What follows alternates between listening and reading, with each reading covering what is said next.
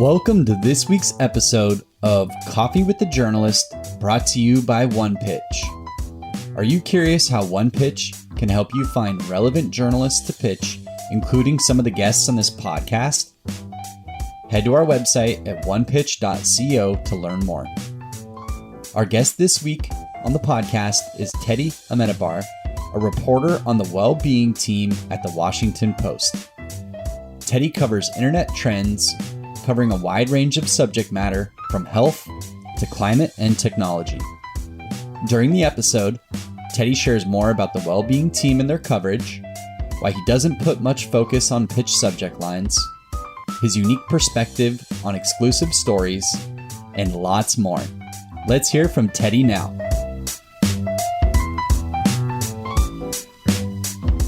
Welcome, everyone. This is Coffee with a Journalist. I'm Beck Bamberger.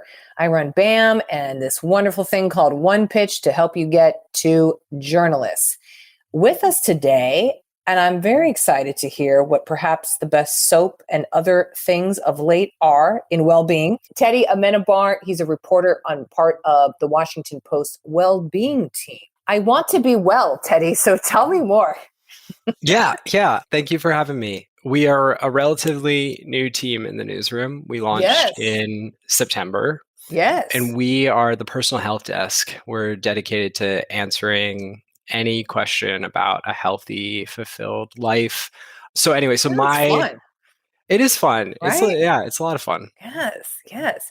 And you've also, as we heard in a little intro, you've been at the Washington Post for quite some times in different roles too. So it's fun to see you now in this particular role. But to start off, just because in case people maybe don't know, how would you describe the coverage of the Washington Post?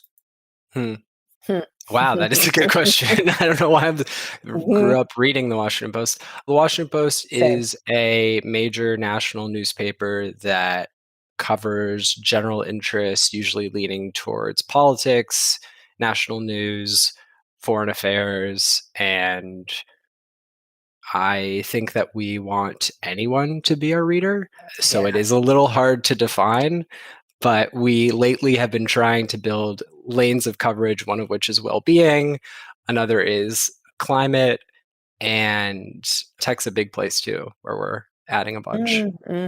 Washington Post, I look at it pretty much every day, so I'm familiar, and it is a great outlet. Oh, and has the best tagline, in my opinion. Democracy dies in the dark, right? In darkness, yeah, that's Ben Bradley. Oh, that is a quote great from Ben Bradley. Thank you. Love it. Okay, so for you, Teddy, your specific beat, you mentioned a little bit just on well-being, and it is related to everything I see here from fallopian tubes and things in deodorant and FDA regulations or blood donation. It really covers the gamut.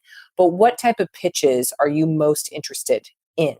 Yeah. Okay. So you're right. I'm a general assignment reporter on the team, but my mandate is to report out answers to the questions people have about the health information they come across online. So it could be something that people are searching for on Google, or a video that they swipe past on TikTok or watch on YouTube. Like whatever is coming across your screen that relates to health information, how can I as a journalist answer that, get the experts to answer that to give you a better idea of that topic or the question you might have. So then are you following closely Google searches, or are you relying on pitches, or both? Yeah, I mean, I don't, to the second half of that question, I don't rely a lot on pitches. Honest answer. There's a specific type of pitch I really like. Like I appreciate when universities send me press releases about research from their academics or from their labs, because a lot of the time what I'm looking for is what is the most recent piece in a medical journal or the study that is still ongoing that can give us a better idea of an answer to a question. Okay. So we like academics. Anything else then? Because you did just say you don't really get much out of pitches, but then, how would you like a pitch to be presented to you? Yeah, I It's an interesting question. I like when pitches take into account what I'm reporting on. So Yes. prior to doing this, I was looking through my inbox, and I got Yes, give us something live. I did get one pitch yesterday about Adderall and Ritalin shortages and trying Mm. to connect me with two co-founders of a company to speak about the ongoing issue of Adderall shortages across the country. And I did just write about that in the fall, and it is still very much a problem, not just for Adderall, but for other drugs. And I I mean, I am interested in doing a follow-up on that. So I think the tough thing is I'm often looking for researchers, less for like companies or medical technology or products really that, Yeah. that will often come through my inbox. So yeah. Okay. So is a good pitch for you possibly an expert thought leader with, PhD in microbiology to talk about gut health? Is that something more appealing? Yeah, I mean, if you want gut health, you should pitch to Anahad O'Connor, who's a columnist on my team who is There you just go. Yep. completely owning that beat, and he's doing such a good job at that.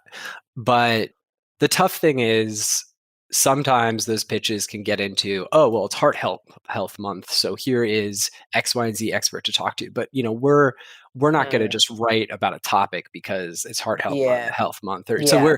but I would love to know that your university has, and again, it doesn't have to just be a university, but I would love to know that, just to go with that example, that, the University of Florida or Minnesota or whatever has this preeminent expert who, is often giving talks in the industry on this topic. And that I can just save that for later and come back to them. So And so do you use your inbox like many journalists do, which is your own personal Google, so you can go back in there months later and look for something? yeah, I mean, I definitely rely probably a bit too heavily on the search function in Outlook. Yep. I mean, I'm Yep. kind of, I think some people would call me insane because I do inbox zero. I find it really useful. Oh, well, that's And one of the questions here. But you are in the camp. It's a rare camp. There's only like 6%, I would say, out of the journalists. So how do you do it? I'm also a fan, but I'm not on your side. So I'm not, I'm on the sending the pitches side. How do you manage that?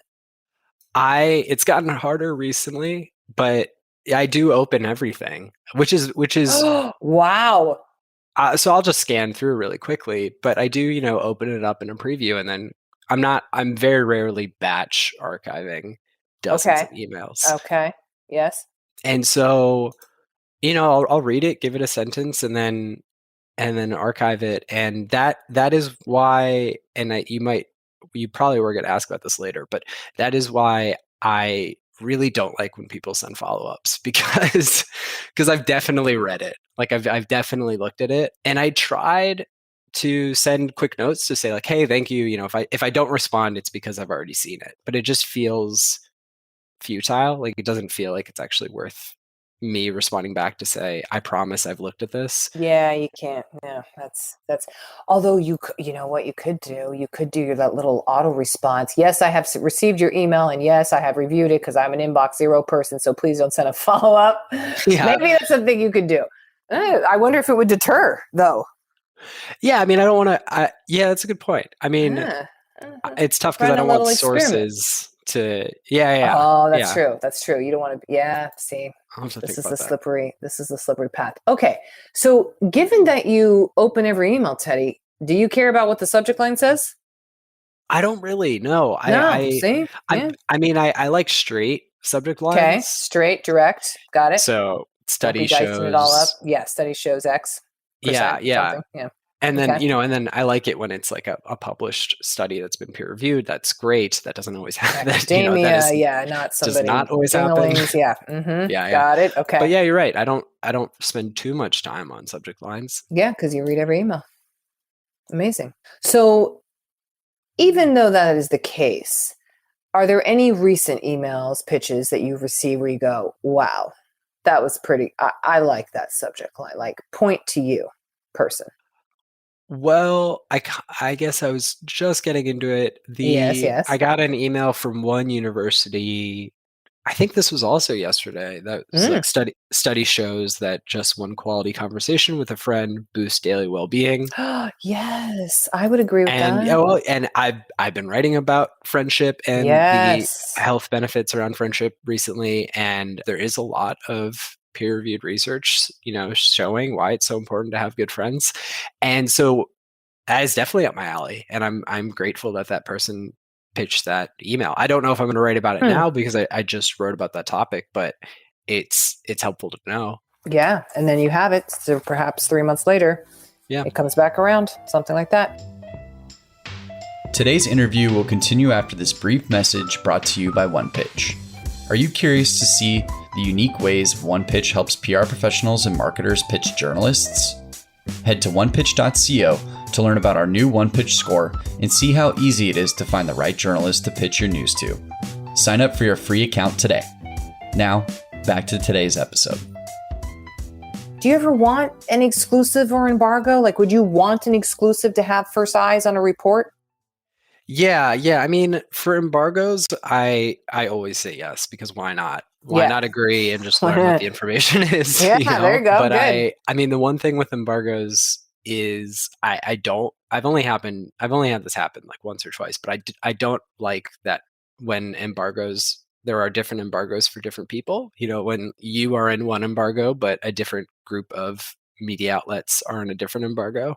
And I have definitely talked to PR people in the past about, I used to report 1 day a week on the gaming industry for the Post, and I used to run into that, and that would frustrate me. As for exclusives, I mean, I feel like I'm often more pitching exclusives than the other way around. I guess what I mean there is I'm often trying to make the case why a person or a group should chat with me, because I've done the reporting. I'm gonna give the full picture. I'm gonna be able to take the time to tell the whole picture. So, but yeah, I mean, I think I look, I like exclusivity and access journalism. Like it doesn't. It can lead down a path that doesn't feel great. Yeah. So Agreed. I don't know. My goal is always just to report information that hasn't otherwise been reported. So if somebody is going to give it because they trust that I can tell that accurately, then great. But like, I'm not looking for any special favors. Okay. This is good. No special favors. Teddy, for you, you're in the DC area. How does one that assumes you want to be in person build a relationship with you Yeah, of any sort? when I first started on this new beat in September, I got a couple of emails, very nice emails that were some version of, "Do you want to grab coffee sometime?" or "What topics are you interested in?" All very well intended, and none of those actually panned out. I think the tough thing with the general assignment is I couldn't tell you. I wrote a story today that I didn't think I was going to write at the beginning of the day. Mm, I like mhm. I often can't necessarily say. It's helpful for me to know what organizations or groups you're working with if you're an independent Okay. agency.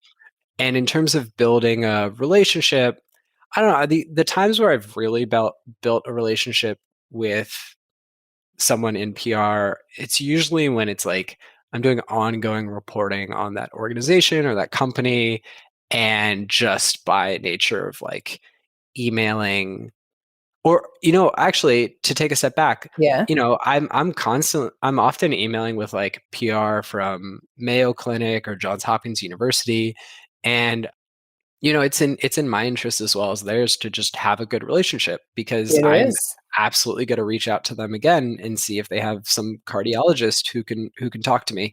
So I guess my answer is just, to me, it kind of just happens over time, and I appreciate when people are human with me. I try to be really human with them in terms of like, hey, whatever, just being realistic about like we're all dealing with life and Yeah, juggling a million things.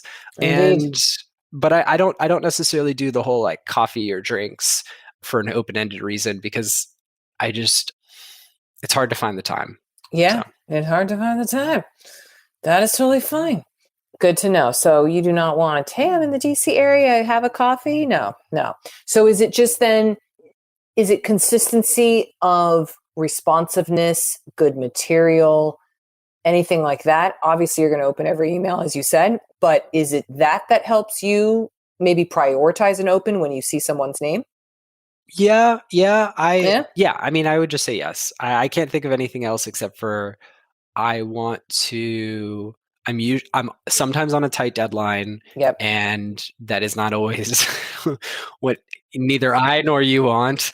And I think some understanding there really helps. And yeah, I mean, the best relationships I've had so far is like with hospital systems, PR hospital systems who just can connect me with their medical experts. And I try to always leave it with like, please just, tell me in the future if there's other things that you think I might be interested in. I write about practical health information. Yes. So I have to say, Teddy, you're the first I've had on here who's like, hospital systems. Yes. Oh my gosh, they're great. They're great. It's just not the common thing you hear. So I love it. That's good to know. Okay. Teddy, we have a little rapid fire section here, which is just either or. So are you ready for this? Yeah. Okay, sure. Okay, here we go. Video or phone interview? Phone. Bullet points or paragraphs? Bullet points. Short or long pitches? Short. How short? I think a paragraph. Paragraph, okay. Though I just said bullets, so. That's true, but maybe 4 bullets, because that would be a paragraph if you wrote it out. Okay, images attached or Dropbox zip file? We're just not usually dealing too much with images, so I don't have a strong opinion. Okay. Pitches in the morning or evening, or who cares? Oh, I guess the morning, but okay. Yeah, I'd say morning. Email or Twitter DM? I also check a lot of my Twitter DMs, but email would be better. Okay. I'm going to forget about Twitter. Oh, well, we already know the answer, but just to emphasize, 1 follow-up or multiple? Oh, yeah. No, yeah, 0. You don't have to follow up with me. 0. And you already answered this, but to emphasize for our little checklist here, direct or creative subject lines? Oh, I like direct. Yeah. And press release or media kit? Press release, I would say. Okay. And then, Teddy, just as last words, just to kind of like close this out here, is there anything you want to promote or mention or emphasize? For example, sometimes we have people on here and they're like, yeah, I got a book coming out. Buy my book. Great. We want to support you. What do you got? I can't plug a book. I don't have the time to. I really like when there's some of those journalists out there. They're like, oh, I know it's side, I made this, and you're like, what? Huh? It's crazy. I admire them so much. So yes, maybe one day. same. But I would say this is not really a plug for myself, but I do really appreciate when PR in betweens help to clarify the title for a person, because what's on a website is not necessarily what a person prefers, is not necessarily what the organization prefers. So you mean specifically PhD in X instead of mentor or board member of X? Yeah, I mean, there's the tricky thing is we're not necessarily going to copy and paste it. So if your hospital system, for example, has a very long name because somebody donated a lot of money to have that long name, we're going to pick the name that makes the most sense to the reader. But it's very helpful for me to know that out of the 50 titles that one person has, what they most identify as is, professor of psychology at the University of Florida. Got you. Okay. It's good to know. Anything else? No, I think that's it. But thanks for having me. Thanks for being on, Teddy. And thanks for being here not all the way, but digitally, all the way from DC. I love that place. Such a fun town. I do too. It's a lot of fun. Oh, it is great. Teddy, thank you for being here today. So fun having you. I'm not going to ask you for coffee if I'm in the DC area, but I will be sending you a direct fund email, which I know will open. So there you go. Coffee, but yeah. Thanks for the time. Oh, thanks, Teddy. That just applies to me, everybody, just so you know. Don't be trying that. Okay. Thanks, Teddy. Have a good one. Appreciate you. Thank you. Thanks for listening to this week's episode of Coffee with a Journalist featuring Teddy Amenabar from the Washington Post. For more exclusive insights about the journalists on this podcast, subscribe to our weekly podcast newsletter at onepitch.co/podcast. We'll see you next week with even more insights about the journalists you want to learn more about. Until then, start great stories.